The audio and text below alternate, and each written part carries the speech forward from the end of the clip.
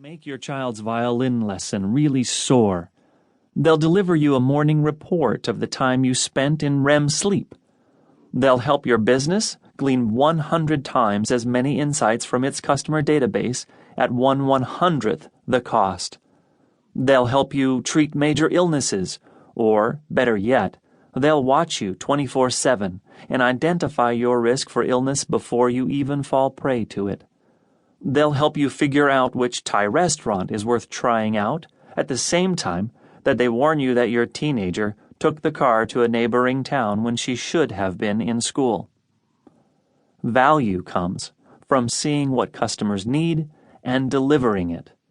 Digital disruptors will do all of this at lower cost, with faster development times, and with greater impact on the customer experience than anything that came before. To prove this, I'm going to go all the way down to the lowest unit of analysis. I'm going to introduce you to the youngest possible face of digital disruption. Thomas Suarez is a typical 12-year-old working his way through the 6th grade in the South Bay area of Los Angeles. He describes himself this way: "I've always had a fascination with computers and technology." Always for him goes all the way back to the 4th grade, when Thomas decided that he wanted to program something. His first app, Earth Fortune, went live in 2010. It has been rated 127 times and earned a respectable 3-star rating in the iTunes App Store. It's a fortune teller that's kind of cute, a bit like the origami cootie catcher we used to play with when we were in grade school, that told arbitrary fortunes to those willing to believe them. But the story here is not the app. It is Thomas himself, and the many Thomases yet to come. Young Thomas gave a talk at the Manhattan Beach TEDx conference in October 2011, during which he explained, "My favorite and most successful app is Bustin' Jeeber, which is a Justin Bieber whack-a-mole. This app was posted just before the holidays in 2010, and while it hasn't earned as many reviews as Earth Fortune, it certainly garnered laughs from the TEDx audience.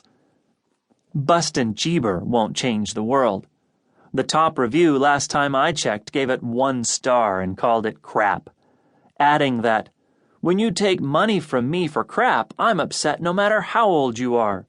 Put down the programming books and read up on user experience and usability, and then sell something for $1.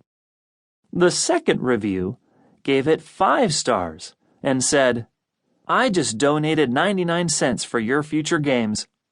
While they disagree, both reviewers are taking seriously the fact that Thomas is a 12-year-old app developer.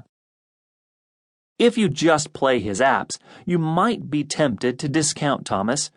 You might conclude that the 2 million views his TEDx video has scored on YouTube, or the write-up about Thomas in the Huffington Post, are just hype. But the real story is best illustrated with a third review, another 5-star rating, which read, "I had $1 left in my iTunes account and decided to spend it on this, just because I'm just like you. I'm 13 and trying to learn iOS Cocoa development, and this is really encouraging. Thank you."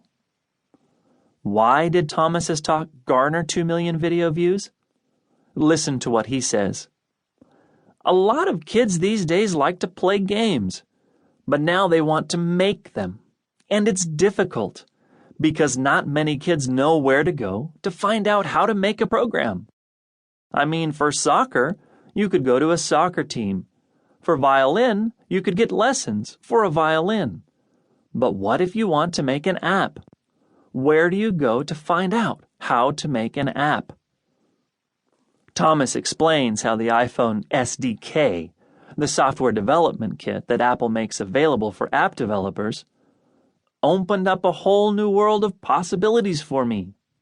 And after playing with the software development kit a little bit, I made a couple of apps. I made some test apps. One of them was Earth Fortune. When he was ready to put his new app up on the App Store, he had one last hurdle to clear. I persuaded my parents to pay the $90